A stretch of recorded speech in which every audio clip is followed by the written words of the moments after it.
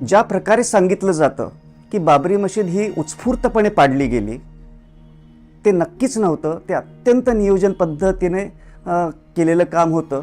याचा मी स्वतः साक्षीदार आहे, किंबहुना त्या पापकृत्याचा मी भागीदारसुद्धा आहे, हे आत्ता मी सांगतोय.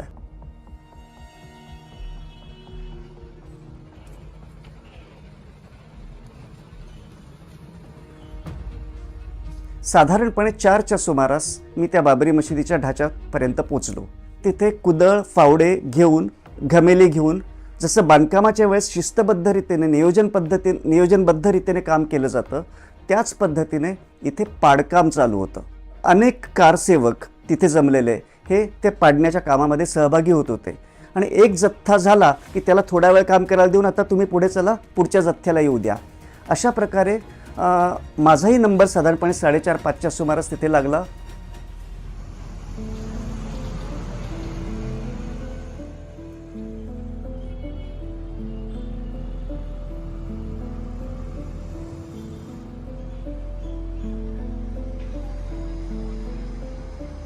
मी पोस्ट ग्रॅज्युएशन करण्यासाठी मुंबई विद्यापीठामध्ये मुंबईला आलो. आणि या काळामध्ये माझ्या मनामध्ये जे असंख्य प्रश्न होते, त्यावेळेस मुंबई विद्यापीठाच्या लायब्ररीमध्ये मी या प्रकारचं काही वाचन करायला लागलो. काही पुस्तकं मला सापडली.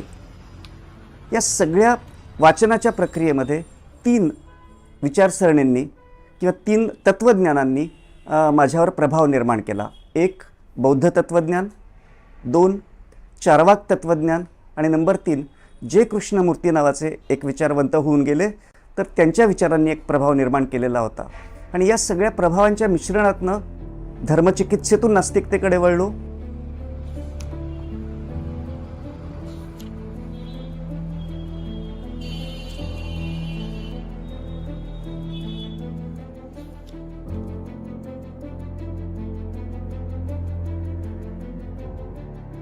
'92मध्ये आपण फक्त मशीद पाडली नाही आणि 2024मध्ये आपण फक्त मंदिर उभारत नाही आहोत.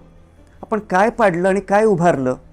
माझ्या मते सगळ्यात पहिली गोष्ट आपण या समाजामध्ये घडली आणि ती हिंदुत्ववादी राजकीय शक्तींनी घडवली, ती नंबर 1 सामाजिक सौहार्द, त्याची जी वीण आहे ती आपण उसवायला सुरुवात केलेली आहे.